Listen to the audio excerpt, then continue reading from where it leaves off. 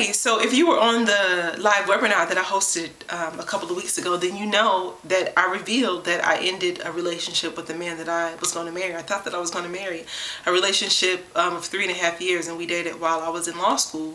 And if you weren't on the webinar, why not? Where were you? We had over 70 women who were actively participating and hundreds more who just sort of listened in to the great training that I was delivering.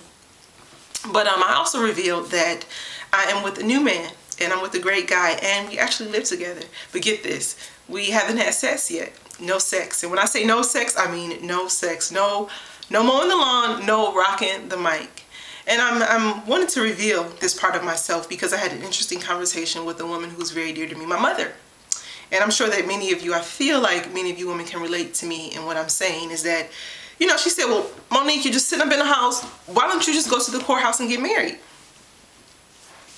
And I'm thinking, is that something that you would approve of? You know, I'm thinking that, you know, she would want him to ask for her blessing and to go from there. But she said, yeah, I'll be okay with that.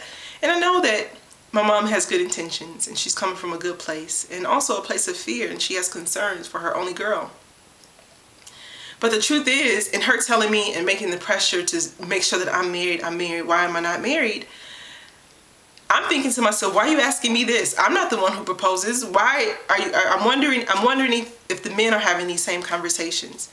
And so after that, naturally, my fears started to swell, and I started to think, I was tempted to go and to talk to him and to ask him, Papa Squirrel, I call him Papa Squirrel, to ask Papa Squirrel, are we going to get married? When are we going to get married? Are you looking at rings? What's going on? I have a timeline. If we're not married by such and such time, I'm going to be gone. This is not what I said, but this is what I was tempted to say. And after the conversations that I had with my mom, I kept thinking about how we have our parents, other women, we have good intentions, but they're not really training us. And I didn't really have a script that's going to inspire him, not obligate him, but really inspire him to want to marry me. But I know that we're going to get married. I know that because he told me so, and I believe him. I know that we're going to get married because he's committed to me. And when I say commitment, I'm talking about a commitment of resources, not just, oh, being in a relationship and saying this is my boyfriend or this is my girlfriend, or even just a marriage, but a commitment. I'm talking about a commitment of resources, a commitment of mental resources, emotional resources, physical resources, financial resources. When a man that loves you and you inspire him, then he's going to want to commit himself to you. And then what I'm talking about is a commitment of resources. I also know that it's going to happen because of, he reminds me, or when he says, when he comes up with a random song that he created and he serenades me, or when we're sitting at the dinner table and we're talking about our goals and he says, you know what, I just want to make Monique happy. Or when when the pastor is issuing a prayer and he asks the married couples or the couples who are going to get married to stand up, and he takes my hands and ushers me up to stand with him, to stand beside him, then I know that it's real.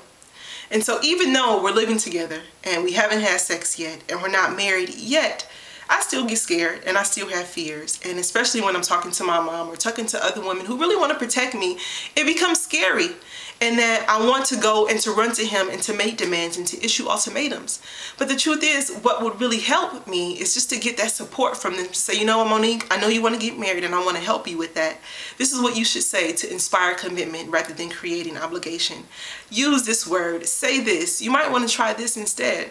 And so that's what I'm teaching in my new program, Rock the Ring, Not the Mic.